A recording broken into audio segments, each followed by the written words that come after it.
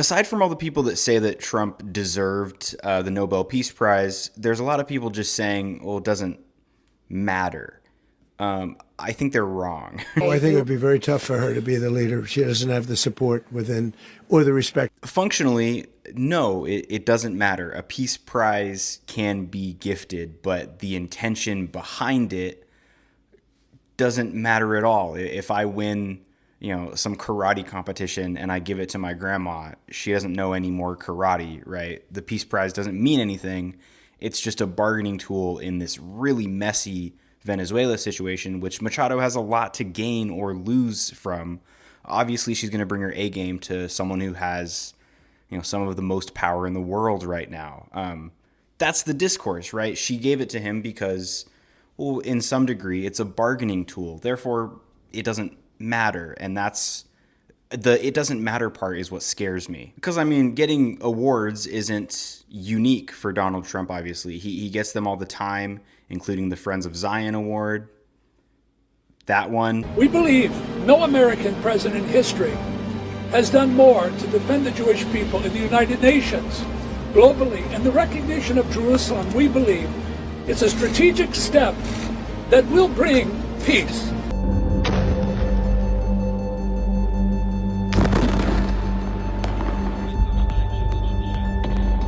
As well as the FIFA Peace Prize and, being a big member of FIFA. You remember him standing up there with Chelsea, right? You remember that was super cool and not awkward at all, right? It was stupid. Trump was on the stage way longer than he should have been. People were trying to get him off. The players are confused about it. That was a super bizarre moment of a bunch of people that knew what Trump should be doing.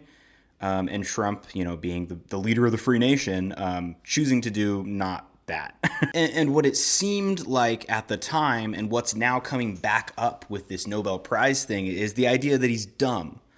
That Trump is just a dumb old man with a decaying mental state, and he didn't even notice that people were trying to get him off the stage.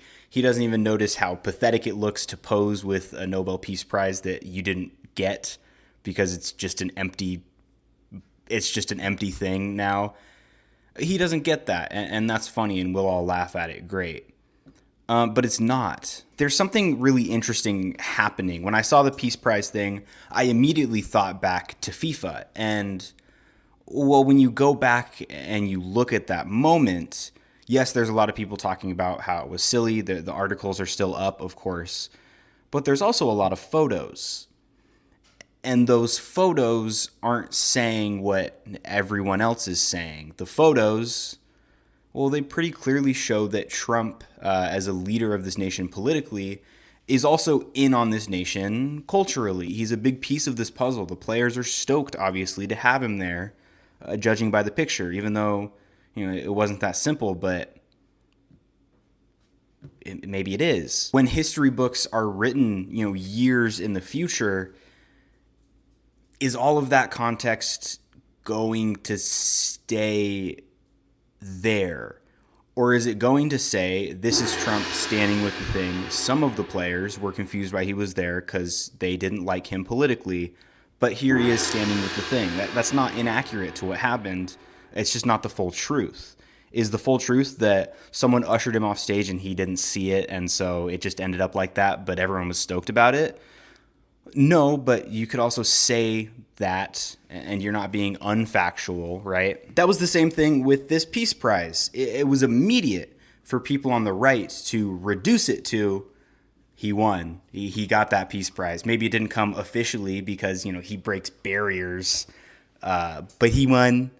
Fuck me. How long until history doesn't say what you saw? How long until what you experienced culturally, what you're experiencing right now culturally, is gone, and what's left are the pictures and the victors? Something that is so interesting is that this idea of identity politics is always something that comes as an accusation from the right. The left are the people that are always playing identity politics. I don't see an effort other than a handful of you who are trying to do the same to the Marxist Islamists they've now taken the biggest city in the country. I look at this like a military operation without weapons.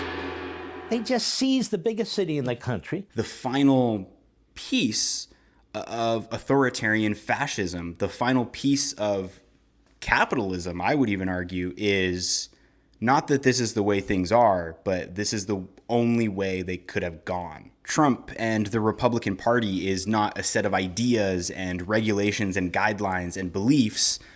It's an identity. It's a thing that you're born into, something that you can choose to align with.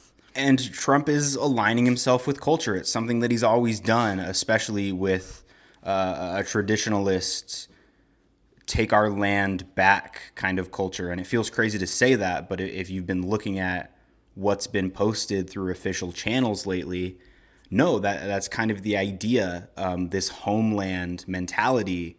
And to have a homeland mentality, well, you can't have a politician that's just some politician. The politician has to be woven into that homeland. Trump isn't dumb.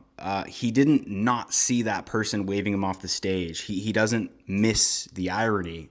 He doesn't care about the irony because in his mind, in his world, he's going to be the one to write those history books. He's going to be the one that is the face of this culture. And taking a picture with FIFA is a part of that. It doesn't matter how it comes that he does that, because that context can be forgotten. The picture can't. Continue to notice the things that are off. Continue to notice the back and forth. Continue to notice the weird things that are posted and the weird things that are said. And make jokes about them. Talk about them, absolutely. But it's not just a joke. Trump is conflating himself with culture in a way that I think many politicians of the past couple, decades haven't done to this degree. And it's important to recognize when that's happening and why that's happening. It's not happening by accident, and it's not happening because you're not noticing how ridiculous this is. It's happening because it doesn't matter that you're noticing how ridiculous it is, because that context is going to go away when he gets his final say. So he can't get his final say.